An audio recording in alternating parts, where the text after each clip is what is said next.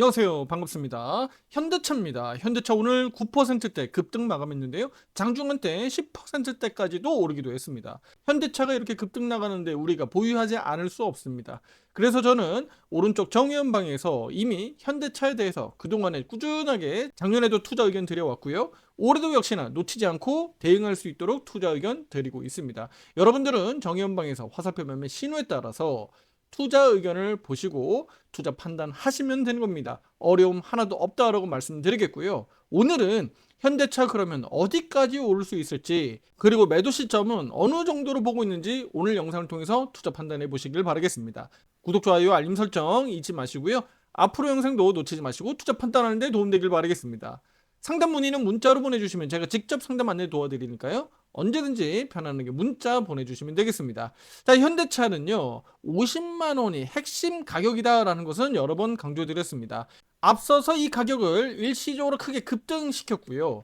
그리고 그 과정에서 우리는 비중 축소 또 매도 의견을 드린 바 있습니다. 그리고 다시 한번 비중 확대 의견을 드리고 신규 매수 의견 드리면서 우리 현대차에 대해서 지금 두 번에 걸쳐서 매수 의견 드렸고 이렇게 크게 급등을 이어가고 있습니다. 현재 현대차 수익 성과는요 12%대 약 13% 가까운 수익률을 기록하고 있고요. 지난 과거로 돌이켜보면 2월 12일입니다. 2월 12일자에 이렇게 가보면 현대차에 대해서 이렇게 비중 확대 의견을 이렇게 드린 바가 있습니다. 이렇게 확인할 수가 있겠고요. 자, 날짜 가격으로 한번 보면 현대차 12일 날 50만 9천 원 가격입니다. 50만 9천 원 가격에서 이렇게 화살표 매수 신호가 밑에서 받쳐주고 있다는 것을 확인할 수가 있겠죠. 이 가격에서 여러분들에게 비중 확대의 의견을 드렸습니다. 자, 그리고 조금 위에 올려보시면 2차 전지와 관련된 내용 있죠.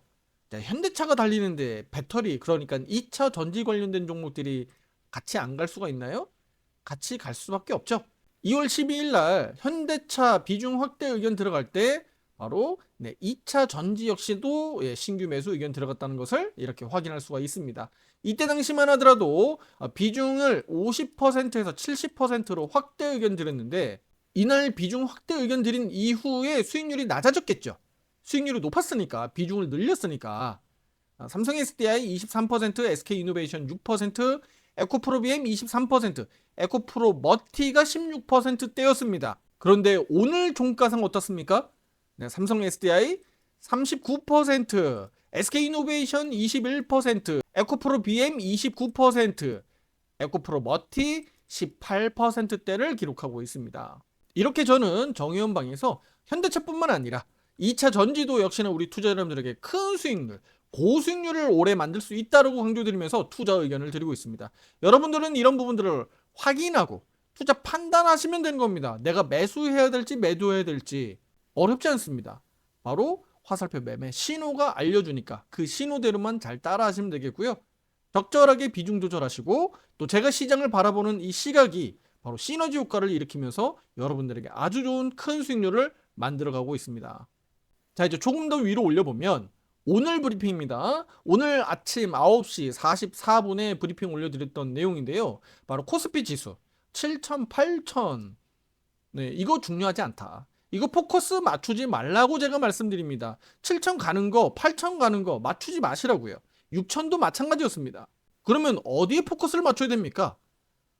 어떤 종목을 가지고 우리는 수익을 낼 수 있느냐. 지수가 지금부터도 500포인트 올라가느냐 1000포인트 올라가느냐 이게 중요한 게 아니라 올라갈 때 우리는 어떤 종목을 잡아야 되느냐, 그 주도주의 포인트를 맞춰야 된다는 겁니다. 저는 오늘 브리핑에서 그래서 이 부분을 강조했습니다. 반도체 업종만 가지고 지수 끌어올리는 데는 분명히 한계가 있다라고 말씀드렸습니다. 따라서 앞으로 지수 상승은 반도체보다도 다른 업종에서 상승률이 더 높을 수 있다라고 말씀을 드렸어요. 자동차 더 달릴 수 있다. 2차 전지 함께 갈 수 있다라고 여기 코멘트가 들어가 있습니다. 이런 점을 여러분들이 현대차 관심 있게 보고 계신 분들, 현대차 보유자분들, 그리고 오늘 영상을 보고 계신 분들도 마찬가지입니다. 주목하고 보셔야 됩니다. 이렇게 순환매가 빠르게 돌아가는데 내가 이거 일일이 다 쫓아다닐 수 없다. 내가 예를 들어서 5천만 원 가지고 있으면 5천만 원을 현대차에 몰빵해놓고 또는 삼성전자 또는 하이닉스에 몰빵해놓고 이거 일일이 다 쫓아다닌다? 현실적으로 불가능합니다. 따라서 적절하게 분산 투자, 반드시 보유해야 되는 업종들은 내가 분산 투자해서 가지고 있어야 우리가 편식하지 않고 수익률을 골고루 먹을 수 있다는 겁니다. 중소형주 매매보다는 우량주 형태의 매매를 지금 해야 되는 이유이기도 합니다. 세력들이 그렇게 매매하고 있는데 우리가 멀찌감치 다른 데서 개인 투자자 매매들과 함께 할 수는 없잖아요. 세력들 따라서 추종하면서 우리는 수익을 내야 된다고 말씀드리겠고요. 그럼 지금부터 더 중요한 거 말씀드리겠습니다. 바로 어디까지 오를 수 있겠느냐. 저는 이 날수기법, 일수기법이라고 하는 걸 가지고 우리 여러분들에게 말씀을 드리겠습니다. 일반적으로 소형주보다는 중대형주, 우량주 위주로 이 기법이 잘 맞아떨어지는데요. 최근에 이 흐름을 놓고 보면 고점 대비해서 단기적으로 저점 만들 때 본캔들 12개, 그러니까 12거래일이 걸렸습니다. 1월 22일 고점, 그리고 2월 6일 저점 만들 때 이 기간 동안이 바로 12거래일이라는 거고요. 그러면 오늘 바로 직전 고점 영역까지 올라오는데 11거래일이 걸렸습니다.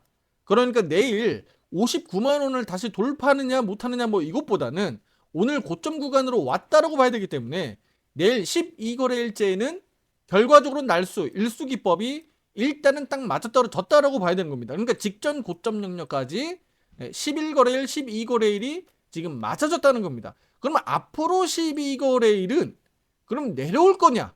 아니면 그 12거래일 동안에 횡보할 거냐? 좀 더 올라갈 거냐? 이건 우리가 장담할 수 있는 건 아니죠. 그런데 지금 12거래일 동안에 내려왔고 직전 고점까지 반등 나왔다. 그럼 여기에서부터 다시 12거래일 동안은 무슨 얘기입니까? 다시 봐야 되는 겁니다. 다시 시작입니다. 내려올 수도 있고 횡보할 수도 있고 올라갈 수도 있는 거예요. 그러면 어떻게 하라는 거야? 보유자분들 어떻게 하라는 겁니까?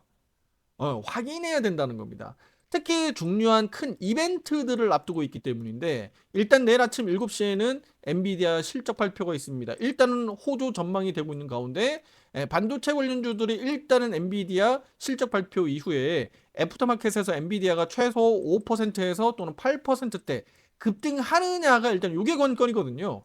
반대로 급락하면 뭐 말할 것도 없습니다만 만약에라도 반도체에서 급락한다면 현대차 쪽에서 방어하는지 주목해 보시면 좋을 것 같고요. 반대로 그럼 주가가 급등한다라고 했을 때 현대차가 오늘과 같이 반도체 주가가 뭐 한 3%대 정도 흐르고 오히려 현대차가 뭐 3% 이상, 5% 이상 또 시세가 나오는지 주목해 보시면 좋을 것 같습니다. 왜냐면 오늘 지수가 분명히 올라가는데 시총을 일단은 배제하고요. 수급은 삼성전자 또는 SK하이닉스보다 현대차 쪽 또는 배터리 쪽으로 수급이 더 많이 들어왔다라고 봐야 되거든요.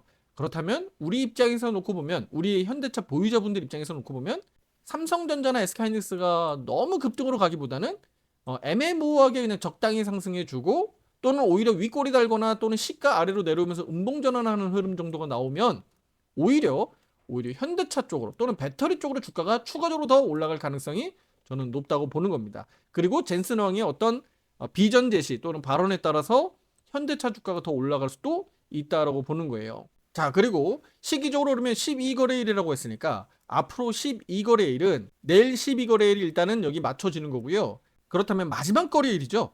27일을 포함해서 3월을 감안하면 대략 중순까지 보시면 되겠습니다. 그러니까 3월 중순 정도까지 주가가 좀 먼저 흘러내릴 거냐 횡보할 거냐 위로 올라갈 거냐인데 우리 현대차 보유자분들 입장에서는 횡보 내지는 올라가는 것이 일단은 무조건 좋습니다. 무슨 얘기인지 아시겠죠? 횡보는 결국은 추가적인 상승 가능성이 높아지기 때문에 횡보 내지는 상승은 무조건 좋다. 그러면 화살표 매도 신호가 어디서 나오는지만 우리 여러분들이 잘 체크하면 타점 잡기가 좋다. 매도 타점 잡기가 좋다라고 말씀드리겠고 실시간으로는 정의연방에서 의견 드릴 거고요. 유튜브 영상으로는 저녁 늦게 영상으로 올라가니까 그 부분을 체크해 주시면 시차가 좀 있겠습니다만 참고해서 대응할 수가 있다. 그리고 반대로 주가가 하락하는 경우에는 기존 보유자 입장에서는 불리하겠죠. 화살표 매도 신호가 나올 수 있거든요. 그러면 이 구간에서 어떻게 대응하는 게 좋겠습니까? 기준은 핵심 마지노선은 50만 원이기 때문에 50만 원이 깨지지 않는다면 이 구간에서는 전량 매도가 아니라 비중 조절이 맞다라고 저는 말씀드립니다.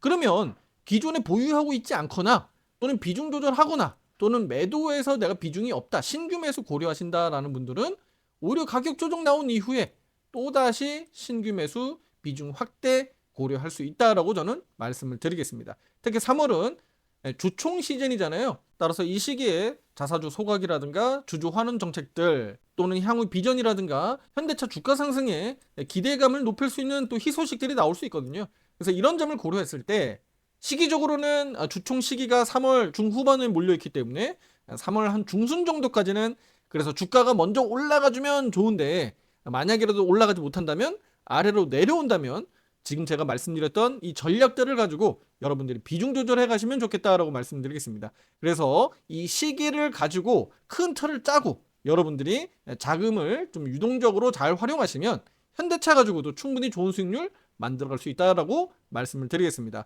그리고 2차 전지 종목들 그리고 반도체 종목들도 마찬가지입니다. 어떤 종목을 어느 시기에 어떻게 잡아야 되는지는 핵심 기준인 화살표 신호 그리고 순환매를 통해서 제가 투자 의견을 드리고 있으니까요. 여러분들도 오른쪽 정의연방에서 편안하게 신호를 보시고 투자 대응할 수 있다라고 말씀을 드리겠습니다. 상담 문의는 문자로 보내주시면 제가 직접 상담 안내 도와드리겠습니다. 다음 영상에서 더 좋은 내용으로 찾아뵙도록 하겠습니다. 감사합니다.